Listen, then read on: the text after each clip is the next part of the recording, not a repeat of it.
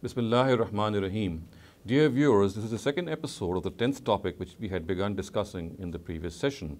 If you recall the narratives under question related to Lahn in the Qur'an or mistakes in the Qur'an, we had discussed a narrative attributed to Uthman anhu, in which when certain people brought over the Messiah that were copied, he has reported to have remarked that there are certain errors in the Qur'an which have been copied, but the Arabs will correct them in their recitals.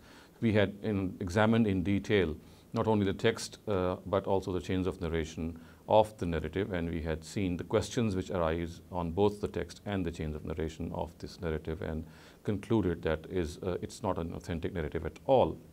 Today, viewers, we'll take a look at three more narratives which have been reported similarly, but the difference between these three narratives and that of Uthman discussed earlier is that whilst the narratives of Uthman just generally says that there were errors in the Quran, and without pointing out what these errors are, the narrative is absolutely silent.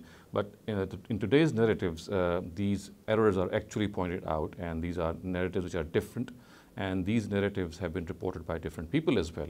So we'll take a look at all the three narratives, and I'm going to change my sequence of discussion this time, because I'm first going to take a look at the chains of narration of these narratives. Of course, I'll read them out to you as well.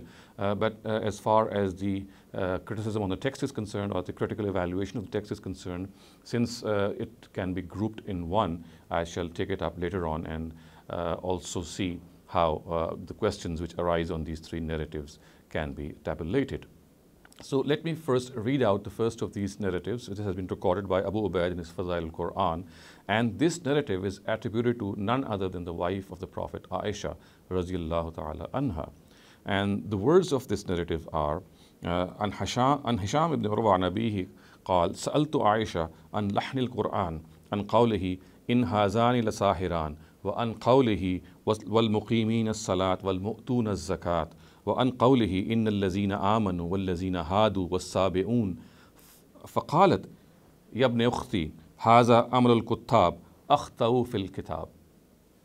So Urwa said, I asked Aisha about the lahn of the Quran, or the errors in the Quran, in the following verses: In hazani lasahiran, and wal muqimina salata wal mu'tuna zakat, and was sabi'un, inna lazina amanu wal lazina hadu was sabi'un.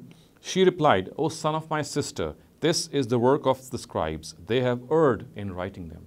And the implication being, since in these three verses, the declination, the way these nouns have been declined is not very common, so therefore it is alleged that these are errors. For example, in the verse of Surah Nisa, wal muqimina salat, a general grammatical sense would say that it should have been wal muqimuna salat.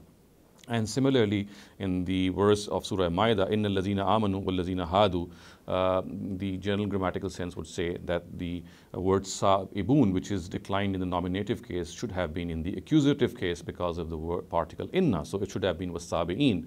And similar is the case with the first of these verses, in hazani la sahiran. So the issue at hand is that it is generally thought that these three are grammatical mistakes in the Quran, and Aisha actually has rectified these mistakes by saying that these are errors by the scribes, and the situation is that they should not be accepted. However, as I said, let's first take a look at the chain of narration of this narrative.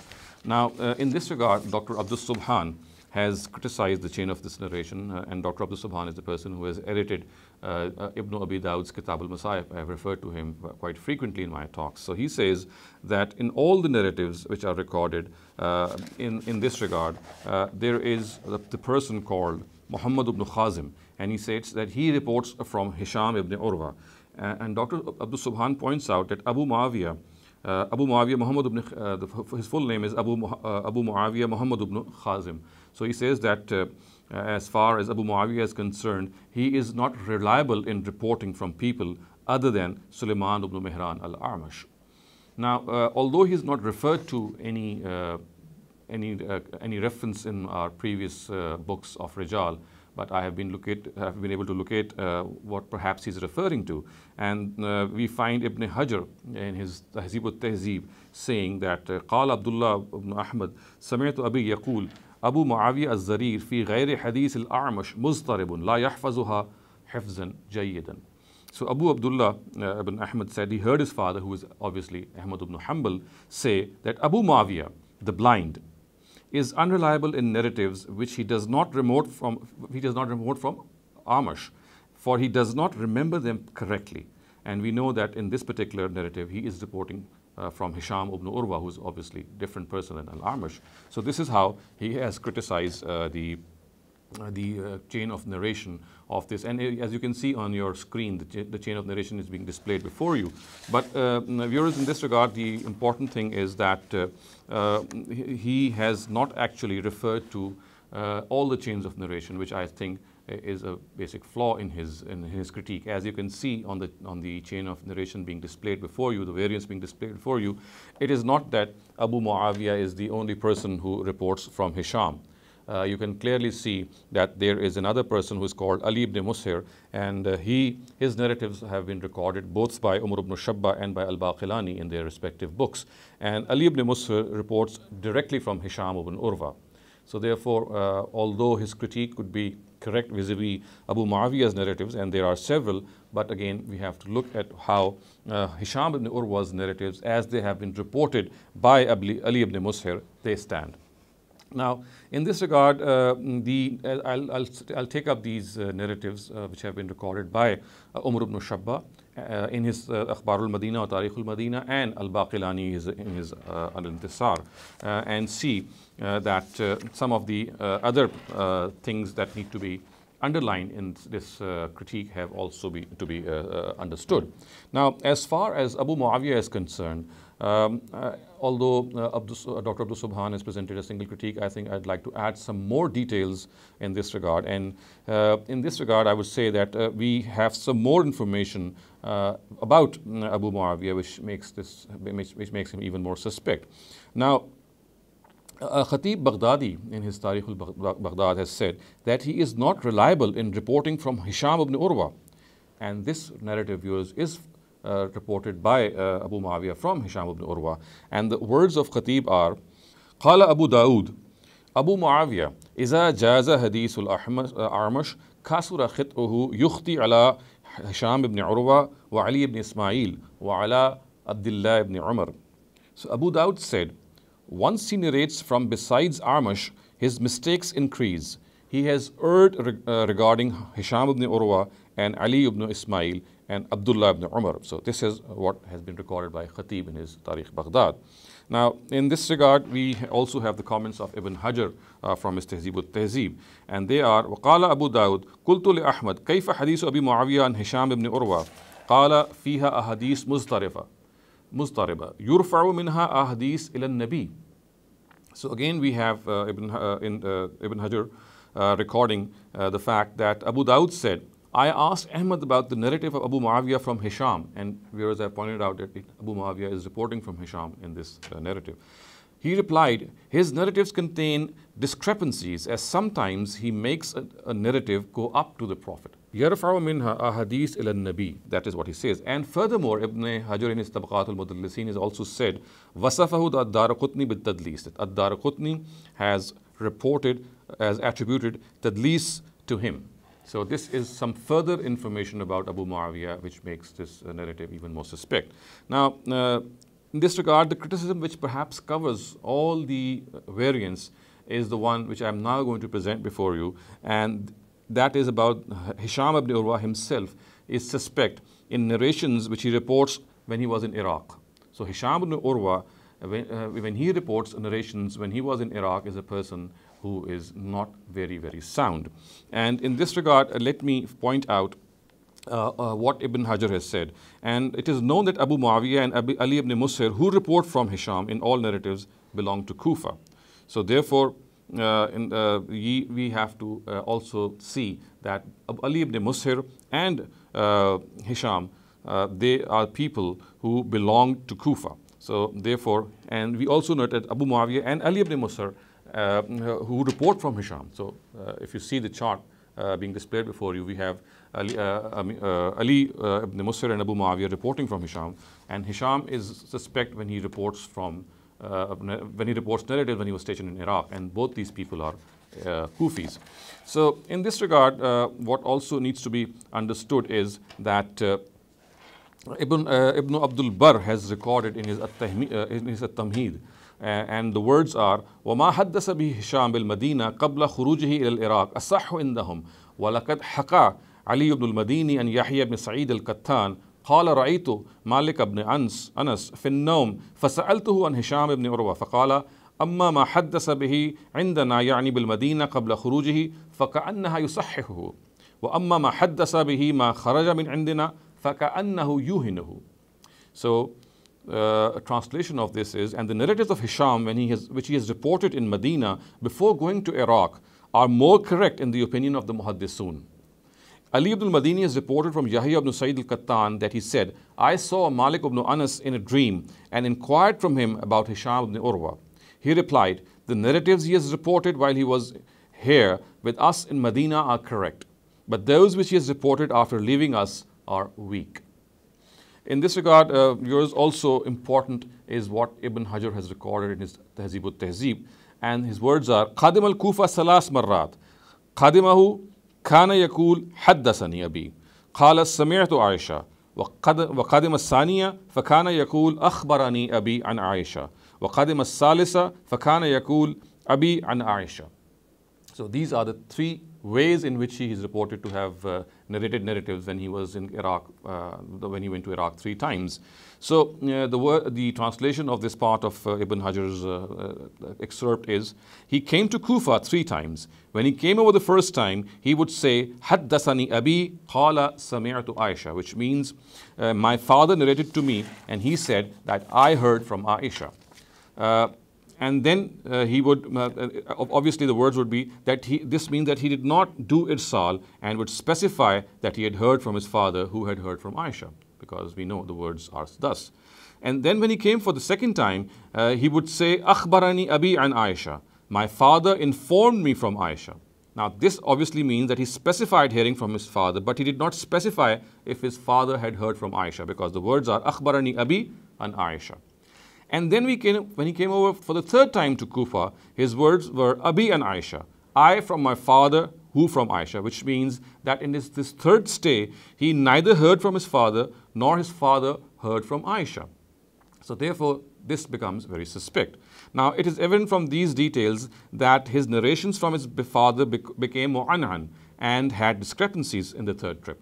If all the variants of the narrative under discussion are collected, it comes to light that in all of them there exists an an'ana from his father, and therefore in all probability it relates to the 3rd trip, because we know in the 3rd trip there was his an'ana.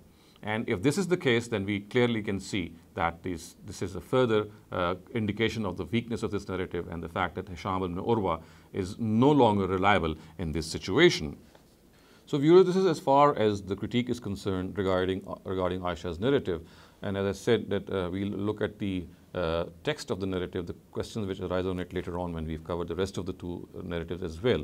But in a nutshell, we can see that the basic critique on the chain of narration of Aisha's narrative is that Hisham ibn Urwa is suspect here, and because of the fact that there exists an anana in his narratives, and we also have seen that when he had moved to Iraq for the 3rd time, when he come to Kufa, his narratives had become mu'an'an, and all these variants have his anana. So therefore, in all probability, they have this tadlis factor present in them. Now, viewers, let's move on to the second of these narratives, and this has been reported by Sa'id ibn Jubayr and recorded by Ibn Abi Dawud in his Kitab al-Masahif. And the words are, عن سعيد بن جبير قال في القرآن 4 أحرف لحن السابعون والمقيمين فأصدق وأكن من الصالحين وإن هذان لساحران. Sayyid ibn Jubayr said, in the Quran there are 4 letters which have lahn, which means which have errors. The first of them is as-sabi'un. This has already we have already discussed this earlier in the previous narrative. The second one is al-muqimeen. The first was recorded in Surah Ma'idah, the second in Surah Nisa. and it was al-muqimin, and as I said, that grammatically the sense says that it should have been al-muqimun. And then we have Surah Munafiqun's Munafiqun's words for as-saddaka wa akum min as-salihin, and in generally the grammatical sense would say that it should have been for as-saddaka wa akuna min as-salihin. And then we have finally Surah Hamim as-sajda, we have Surah Mu'min. The words are wa in hazani lasahiran, and since in here is mukhaffafa min as-saqila, so therefore our general grammatical sense would say that it should have been wa in hazaini lasahiran. So these are the errors which Sayyid ibn Jubayr has reportedly found or discussed in his narrative, and he says that these are 4 mistakes found in the Quran. Now, as far as the chain of narration of this narrative is concerned, Dr. Abdul Subhan has said that he has not been able to find anything about the biography of Al-Fadl ibn Hamad al-Khayri. And as you can see from the chart being displayed before you, there is a single chain of narration of this narrative, which is reported by Sayyid ibn Jubayr. Now, as far as some further criticism on the chain of narration of this chain is concerned, of this narrative is concerned, there is a narrator by the name of Al-Fadl ibn Hamad al-Khabri, as you can see, belonging to the Khabar village of Shiraz, about whom authorities like Ibn Makula specify that he is an informant of Ibn Abi Dawud. Now, viewers, as you can see in the chart being displayed before you, it is said that Az-Zahabi in his Tariq gives his name to be Al-Fadl ibn Hamad al-Khabri al-Farisi, and says that he is author of a voluminous musnad. And As-Sam'ani records that he was a pious individual who died in 263 or 264 Hijrah in Syria, and Yaqub ibn Sufyan regarded him to be Siqa. Now, in all probability, Al-Fadl ibn Hamad al-Khayri and Al-Fadl ibn Hamad al-Khabri are the same persons. It's just a question of tasheef. And it seems that the letter Ba has been replaced by the letter Ya, and giving rise to this variation. Now, in this regard, the real criticism that I'd like to point out, because this was just information I needed to point out to you, but the real criticism I'd like to point out before is that this narrative is munqata. It is broken. Why? Because Ash'as ibn Abi Sha'sa, according to Mizzi, died in 125 Hijrah. According to Az-Zahabi, Zayd ibn Hubab al-Kufi, who narrates from Ash'as, was born in the vicinity of 130 Hijrah, and the words are Wulida fi hudud as-salasin wa mi'a. So as you can clearly see that in this situation, there is absolutely no chance that Zayd ibn Hubab could have met al-Ash'as. So therefore, this narrative is totally broken, and the chance of any contemporaneousness between the two cannot be found or corroborated. Now, this is further substantiated by the fact that authorities like Abu Hatim, as specified by Mizzi and Ibn Hajar, do not mention Zayd ibn al-Hubab among the students of al-Ash'as. And conversely, we find authorities like Khatib al-Baghdadi, al-Mizzi, and Ibn Hajar, they do not mention Ash'as among the teachers of Zayd. So this shows that there is a disconnection between Zayd ibn al-Hubab and Ash'as. Now, it may also be noted, now this is another piece of information, viewers, that I would like to furnish, because there could be a little confusion here. So it may be pointed out that in the Zail of Mizan al-I'tidal, with reference to Al-Khatib al-Baghdadi's Al-Muttafaq wal-Muftariq, that there are 2 Zayd ibn Hubabs. One of them is a Kufan, referred to above, and the other one is a Medinite. Now, Ash'as is also a Kufan, and in all probability, it is Zayd ibn al-Hubab al-Kufi who narrates from him, because he obviously is also a Kufan.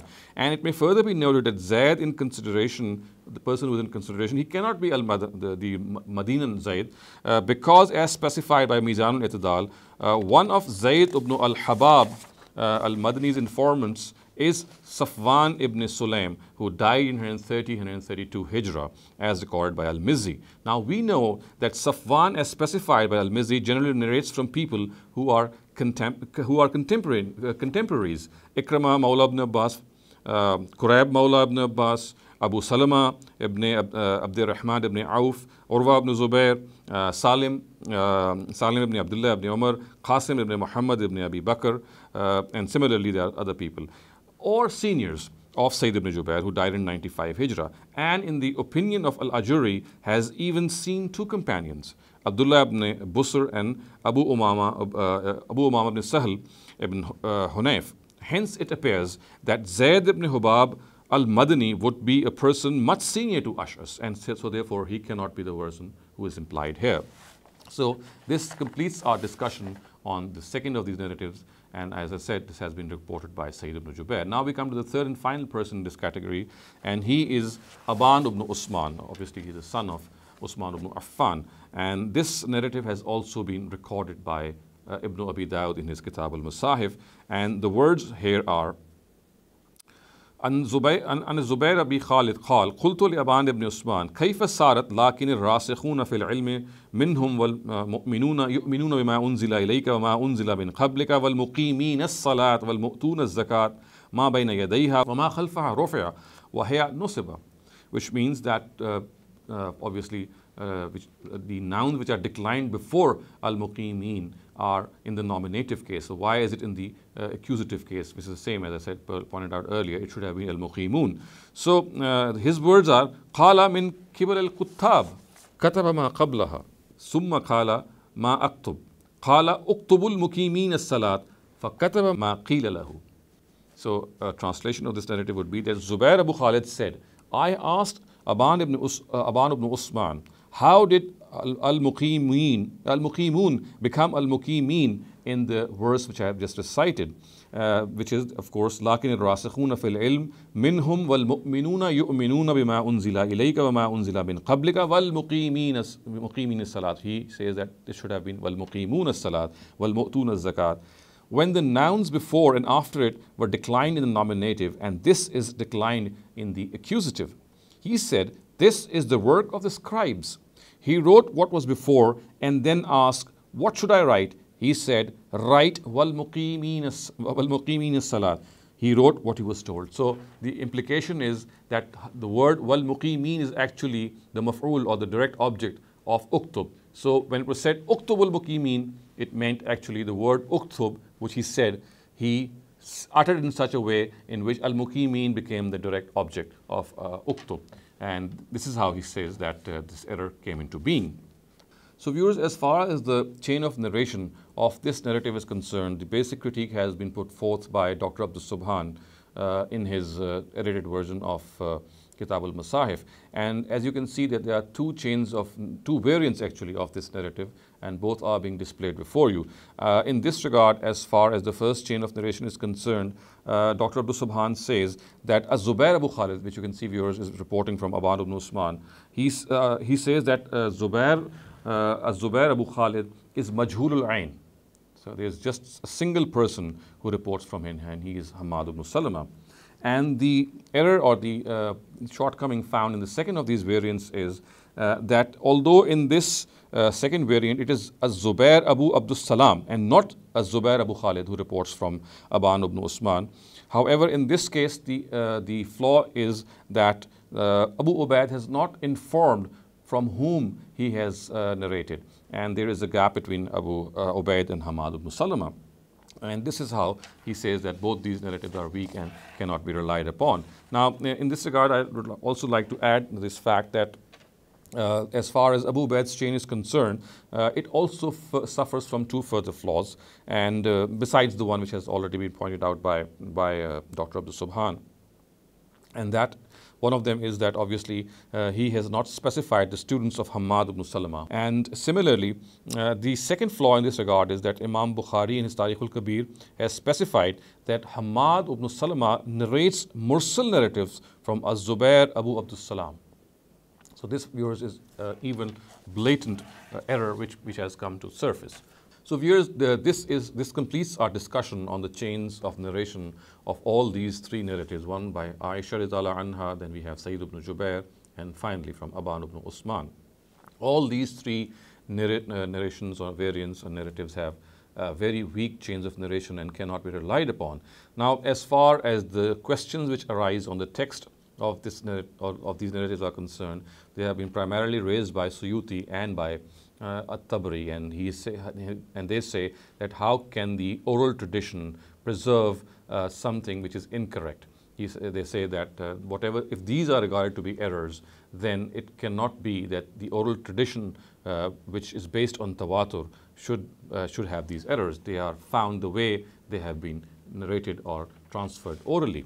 And the second point, which is raised by Suyuti, is that it is impossible, virtually impossible, that if these had been errors and the companions would have accepted them and not altered them.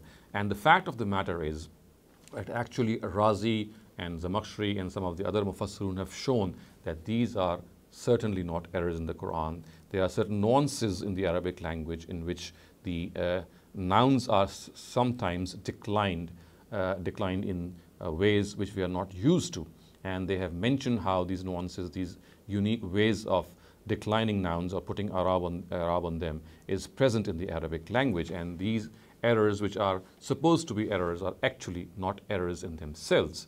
So this obviously is not my topic at the moment. I can refer you to these exegesis in which you can see that all these 3 or 4 instances in the Quran which have been pointed out as errors are not errors in fact. My job here was to point out that these narratives, they are extremely weak narratives as well. And the fact that these errors could have existed in the way they have, this should not have been the case, because we see Aisha, for example, saying that this is the amal of, this is the wrongdoing of the scribes, and therefore they have written it wrongly. Now, our question obviously would be that had these been errors, then the oral tradition or the tawatur tradition would never have preserved these errors the way they have been written. This only shows that what has been written is correct. And as I said earlier on, that if you need to find out how these words have been declined the way they are, then they have been explained very sufficiently by our Mufassirun. So all in all, viewers, if we sum up and include the narrative of Usman also, which we discussed in the previous talk, we can see that there are basically 2 categories of narratives. One of them is the one that we have discussed today, in which specific errors have been mentioned. And the other one is the one in which Usman anhu is reported to have said that there were certain errors in the Quran when these copies were brought before him, but he has not specified what these errors are. Now, as far as these 3 narratives are concerned, which we have discussed today, none of them stands to the test of criticism in this chain of narration is concerned, and obviously some major questions also arise on the text. However, viewers, as far as the text or the narrative of Usman is concerned, we can, if at all, justify it, then it could only mean what Baqillani and Dani have already posited. So we have seen that Dani has said that there were certain